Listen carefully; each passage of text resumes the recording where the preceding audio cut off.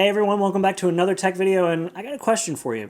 If I were to hand you $200 right now and told you to go buy a laptop that had a fully up-to-date web browser, I could go online, watch YouTube, make some Word documents with it, check emails, and generally it was overall a snappy device to work with because of a solid-state drive, a decent screen, a good keyboard, and a decent trackpad, and again, $200 is your budget. What would you do? Well, for most people, they would probably look at the new market and they would see that their only option to get all of that in a reasonable device would be to go with a Chromebook. However, I'm not a Chromebook guy, I'm a Mac guy, and what if I told you that you could get a Mac that gets the most up-to-date version of Google Chrome and can do all the things that I just mentioned the same or better than a Chromebook for less than $200? Well, I mean, obviously you clicked on the video, so you know that that's exactly what I'm telling you. So today, we're going to go over why the white plastic MacBook from 2009 is the best $200 Chromebook alternative. So let's get started. Now, I'm going to reveal what I paid for this MacBook at the very end of the video, so you're going to have to stick around until then. But what we're going to do is go over what this does as good or better than Chromebooks, and we're also going to talk about some of the shortcomings, because there are some. It is from 2009, and some things haven't aged quite as well. But we're going to start out at the top of the laptop, literally, by talking about the screen. Now, MacBooks have always been known for having really good displays, even all the way back in 2009. And while this screen does scream 13 years old in a lot of ways, for $200, it's pretty hard to beat. Yeah, the white bezels are not the most attractive thing ever for somebody looking for a sleek look, but if the iMac can pull it off in 2021, I think the MacBook can still pull it off today. There were two things that did kind of bug me about this display until I reiterated the price point in my head, and they were the display resolution and the viewing angles. The resolution on this MacBook is sub 1080p. It's 1280 by 800, which was fine back in 2009, but for a MacBook today, it's kind of unacceptable. However, at this $200 price point, especially comparing it to the Chromebook alternatives, this is right on par. In fact, I could not find a single 1080p or above display in the Chromebook category. Hey, Editor Garrett hopping in here real quick. I just wanted to clarify that I am saying 1080p on purpose because a lot of times they will say HD for the screen resolution of the Chromebooks that were in this category. And when they're talking about HD, they are referring to 720p and above as their HD standard, meaning that a lot of these displays were 1366 by 768, which is lower than 1080p, which is right in line with the MacBook, but they are not actually full HD. They are 720p standard HD or above. So just felt like I needed to clarify that. Back to the video. On top of that, the actual colors of this screen are fantastic. They are very bright. They are nowhere near as washed out as the Chromebooks that I've seen in this price point. And in general, as I said, Apple just made good displays on all of their laptops, and they still do. However, the color of this display does begin to go away when you tip it away from you or towards you because the viewing angles, they ain't that hot. And to be honest, this was fine in 2009, but on a newer machine, this would not be something I would accept. But at $200, it's again something that is completely on par with the Chromebook alternative. So unless you're getting something that you're going to be doing photo work on and you're looking to get it for $200, this should not be a big deal for your document typing or web browsing. But before moving to what's below the screen, let's talk about what's above the screen as well as what's to the left of the keyboard. When it comes to the webcam and microphone, this is definitely where I feel like I've been spoiled by newer technology because 720p, 1080p, and 4K webcams exist, and this thing is 640 by 480, which is not great. And you need a lot of lighting. This would normally be enough for most webcams, but I actually have to dedicate a different light just to have a decent amount of color in the shot without it hopping up and down with its settings. So that's not great. And the microphone is okay, but for most of the use cases, you're going to be in Teams or Zoom, and being a tiny little square in a meeting, or maybe not even having your webcam on, this is totally fine. And interestingly enough, every Chromebook that I've used as an example so far in this video has also had the exact same resolution of 640 by 480 for all of their webcams, with the exception of one that was 720p. So maybe that would be a better option for dedicated video calls, but for most use cases, this is completely passable. Oh, not that this makes it any better, but only recently, with the newest generations of the MacBook Air, has Apple stopped shipping low-resolution webcams like this in their MacBooks. Before that, it was basically the same resolution, so that's a thing. Now moving down from the display, we have the keyboard and trackpad, and this is where this computer really shows that even though it's 13 years old, this was a $1,000 machine 13 years ago, because this keyboard is still best in class. This keyboard is right from the peak of Apple keyboard engineering. The scissor switch mechanism, not the stupid butterflies, long key travel that isn't so long that it feels bad and so short that it doesn't feel like you're actually hitting anything. It has an incredible amount of feedback so you know when the button is pressed, and in general, it's just a joy to type on. Honestly, every time I do a video about a MacBook from this era, I always get giddy when I get to test the keyboard because it just reminds me of a time past when Apple had just the best keyboards in the industry. Windows couldn't touch them. Every other competitor wished they could come close, and Apple just sat on this pedestal of keyboard supremacy. It was glorious, and every time I type on this, I'm reminded of those days, and it's fantastic. I'm not even going to bother trying to compare a Chromebook to this because at the end of the day, in this instance, you're still comparing a $1,000 machine with the $1,000 engineered keyboard to a $200 machine. It's not even worth it.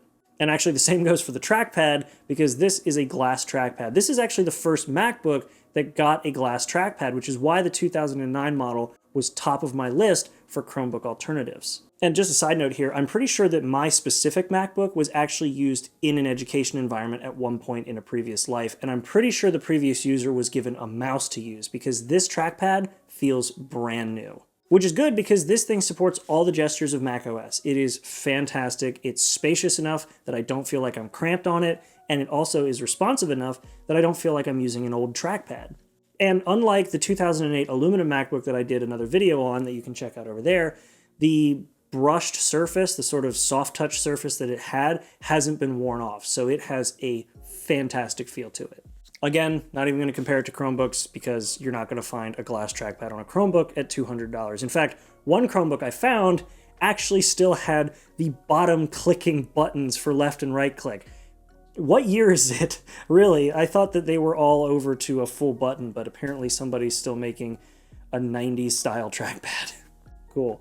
And then zooming out for a minute to take a look at what's housing the keyboard and trackpad, this top shell is the same kind of unibody design that Apple's used on their aluminum machines before, but done in plastic. This means that it is an extremely rigid structure. One of the things you'll often see reviewers testing when they get new laptops is what's referred to as deck flex. This is where the top of the laptop sort of bends as you put pressure on it because either there's not a lot of structure behind it or it's just so thin that it's not holding up a lot of weight. On a $200 Chromebook, this is just going to be a given. There's going to be so little material in total for the machine that there's not going to be much of a structure on the top. It's just a thin piece of plastic to hold the keyboard and the trackpad, and a lot of the structure comes from the fact that the motherboard's mounted to it. That's about it. But even on my work laptop, which is a $1,500 Dell laptop, this thing also has a lot of deck flex, which is something that I would not expect from a laptop of this price point. On the MacBook, there is almost no deck flex. This is something that I would expect from an aluminum MacBook, obviously, because those are metal, but for some reason, I don't know what they did, and I really don't want to tear this thing apart more than I did, this thing has almost no deck flex to it. There's like a little bit right in the center of the keyboard where I would expect it to be, but it's still not enough to even notice. So if you're resting your hands on it and you stand up and use the MacBook on the table to push yourself up from the table, it's not going to flex enough for you to even notice. It's wild. I don't know how they did it, but again, this is another $1,000 machine. 13 years later, some stuff still shows how good it was done 13 years ago. But now let's move on to things that haven't quite aged as well over these 13 years, and the first one up on the chopping block is the port selection. Now, I mean, don't get me wrong, they're starting out strong with MagSafe, which is just the best charger, period. I don't care what anybody says, this is the best charging option. It's so good they brought it back. That's how good MagSafe is. And like having Ethernet is nice if you're going to be using it in a place where wires are an option, but it's really not necessary anymore since Wi-Fi is just so prevalent. And same thing with the DisplayPort adapter. However, it does support 2560 by 1600, so if you're using it in a classroom and you do go and get an adapter for it, you can adapt mini display out to HDMI and use it in a class projector. Thank you, Microsoft, for keeping that standard alive through your Microsoft Surface lineup for so long. But a standard that has gotten better is USB. And no, not just with USB-C, although it would be nice to have that on here because even the $200 Chromebooks have USB-C. But no, having USB 3, just that alone, would be nice. Yeah, this MacBook is going to be sitting at 480 megabits per second for your USB devices because it's still sporting USB 2.0. Now, for those of you using cloud service, that's not too bad because even 802.11n, which is the Wi-Fi standard this uses, is completely fine for sending things to the cloud at a reasonable speed. But for those of you who do need to move large files and you're not putting them in the cloud, that's going to be your speed. 480 megabits per second over USB 2. It's unfortunate, but it is what it is. So for those of you who need to move files around a lot, this very well may be a deal breaker because a lot of Chromebooks, even at this $200 price point, come with USB-C, which also doubles for charging, and they also come with USB 3. However, I did see a few that still had USB 2, rocking it old school, so something to keep in mind. You do also get the headphone jack, which everybody wants back apparently, so that's nice to have. I didn't really use it, but on the same hand, the speaker inside kind of makes you want to use it.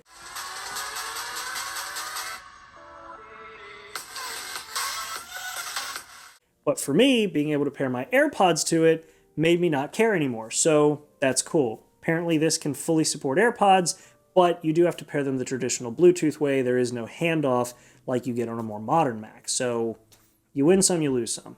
Overall, the port selection is okay at best. The selection you get on a Chromebook is genuinely better if you're looking for high-speed input-output through USB or USB-C, but for most people, I feel like if you're going to be doing Chrome and you're going to be doing a lot of cloud-based work, it's not going to be as big of a deal because the Wi-Fi picks up the slack where the USB lets it down. On the other side, you also have another relic of the past, which is a disk drive. You can run DVDs or CDs, read or write, which is super nice, and generally it's just a cool thing to have. However, even with it being a cool slot-loaded drive, the only time I ever actually do anything with my DVDs or with DVD drives is when I do shots like these to demonstrate that it has one.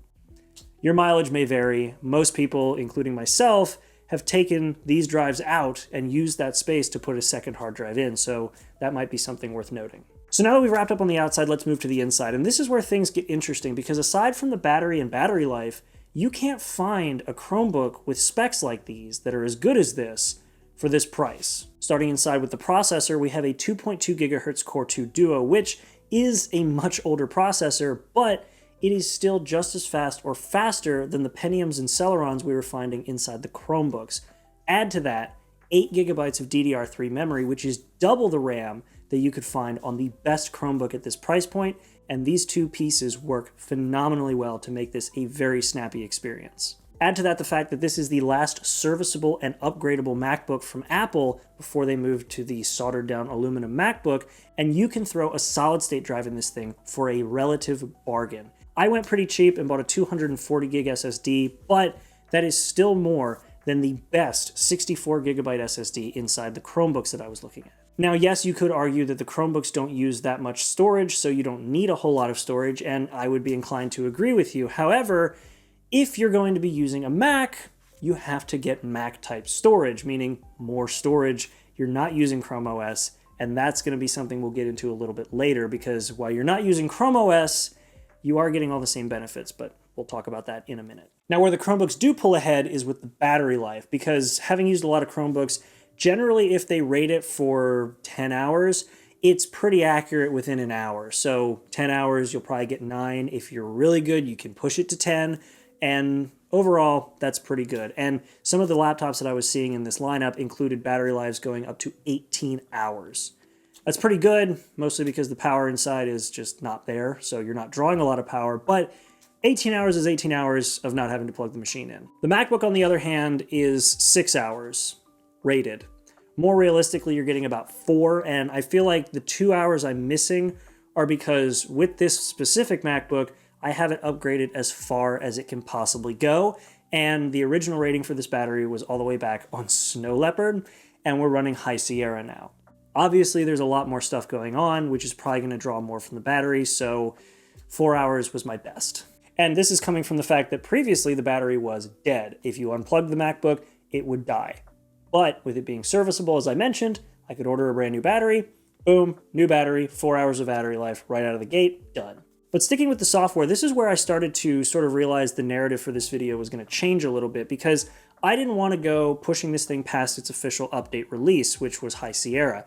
I've done that before. The video I mentioned earlier with the MacBook was where I pushed the thing well beyond its limit, all the way up to Mojave, and I began to have stability issues, and generally the machine was just worse for it.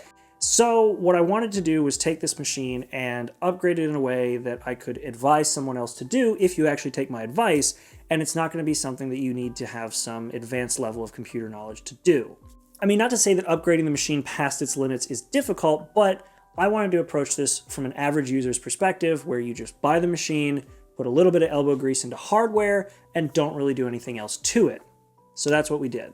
And with High Sierra, I was fairly certain that there were going to be a lot of limitations, security updates being one of them, but also web browsing, because as Macs continue to get updates on their newer software, the older Macs fall further and further behind. However, when I put Chrome on this, I realized that I had the latest version of Google Chrome's web browser. And not only that, but the newest version of Chrome OS is able to run all the way back on macOS El Capitan, which is pretty wild to think about because that was a very long time ago and it's still fully supported.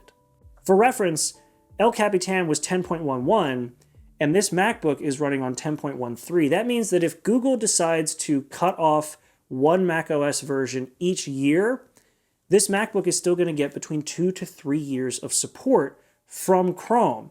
All the same features, all the same apps, everything, all still supported. That's pretty wild. That means that if you're starting freshman year and you hop on eBay and do what I did, bought one of these, bought some parts, put some elbow grease into it, and got it up as far as it could go, this MacBook could potentially support you through your freshman year all the way up to your sophomore year. That's a pretty good run for a machine that's already 13 years old. And that's just because Chrome is still supporting such an old version of macOS. And actually, speaking of what Chrome can do, just loading Chrome on this thing, I was able to go onto YouTube and load all the way up to 1080p video just fine, which shouldn't be a surprise because my 2008 MacBook could do it, but it was still impressive nonetheless. It didn't eat up a ton of memory, and the battery life was pretty much the same on Chrome as it was when I was trying it with Safari, so that's a plus. And overall, if you're not a fan of using Pages, Keynote, or Numbers, which is the included Office suite from macOS, you can go and use all of the Google student suites. I forget what they're called, but it's Docs, Sheets, and PowerPoint or Slides or whatever they call it. But you can use all the tools that are already built into Chrome OS. It's just now they're built into Chrome. And when you close your Chrome web browser, you have an entire operating system still there to use with all the same benefits of iCloud, iTunes. I was even able to message my parents back and forth through iMessage because it just worked. You are missing a few features like AirDrop, Unlock with Apple Watch, and a couple other iCloud features, but generally, this is a 90% iCloud experience on a machine that's 13 years old. That's very impressive. So if you go this route, I highly recommend using Google Chrome as your main web browser, which goes against everything as an Apple user that I like because I am a huge Safari user, but with Safari being so out of date, you're really opening yourself up to security issues, which surprisingly are still being patched in High Sierra on an OS level, but you're not getting them with Safari. Chrome, on the other hand, is, so it is definitely worthwhile. All right, but now I've baited you on long enough, let's talk about what I paid for this machine, because like I said at the start of this video, I got this Mac that is just as capable or more capable than a Chromebook for less than $200. What I paid for this MacBook in total between the MacBook and parts was $130. Now you might ask, how the hell did you manage to pull that off? Well, I spent $70 on a battery. That's a big chunk of change. I spent $30 on an SSD. Not bad, pretty good, 240 gigs, whatever. And I spent $30 on the MacBook itself. Yeah. Now, the reason I was able to get this MacBook so cheap was because it was listed for parts or repair, but the picture showed that the screen still came on and it was just booting to a screen with the folder and the question mark, which generally means there's either no operating system or the hard drive is dead. In my case, the hard drive was dead. But also they noted that the battery was completely dead, which I mentioned earlier. So that's why I got an SSD and a battery, bringing the total cost of this mint, in my opinion, fairly mint, aside from the markers on the bottom, fairly mint condition MacBook for $130. So for $130, I have a fully capable and fully portable web browsing machine with all the current features available to Chrome OS, and it's going to be that way for at least the next 2 years. That's quite the steal. And I guess you could also tack on the other I don't know what, $5 I spent for a magic eraser to clean the whole thing, but still, that's a phenomenal price. And if you have the option to get one of these, or get a Chromebook, I think I know where I'm putting my money. And yes, it does require you to do a few upgrades or at least some servicing if you go with parts or repair. But if you find one that already has everything working, you're still paying sub $200 for most of them because, as I mentioned before, Intel-based Macs are just plummeting. And all you need to make it fairly modern is to throw Chrome on it. Who'd have thunk it? Google saving Apple in their very last years of being supported, at least in regards to the MacBook. But either way, that's it. Thank you guys so much for watching this video. I do hope that somebody out there actually found this genuinely useful. I tried to come at this video from the perspective of somebody who may actually want to try and do this, because I figured a battery and a hard drive aren't the most difficult things to upgrade on this machine, and as long as the rest works, it's a completely viable option. Let me know in the comments if you actually found this useful, and aside from that, please make sure to like and subscribe for more content like this, and I'll see you all in the next video. Make sure to be there, and have a good one.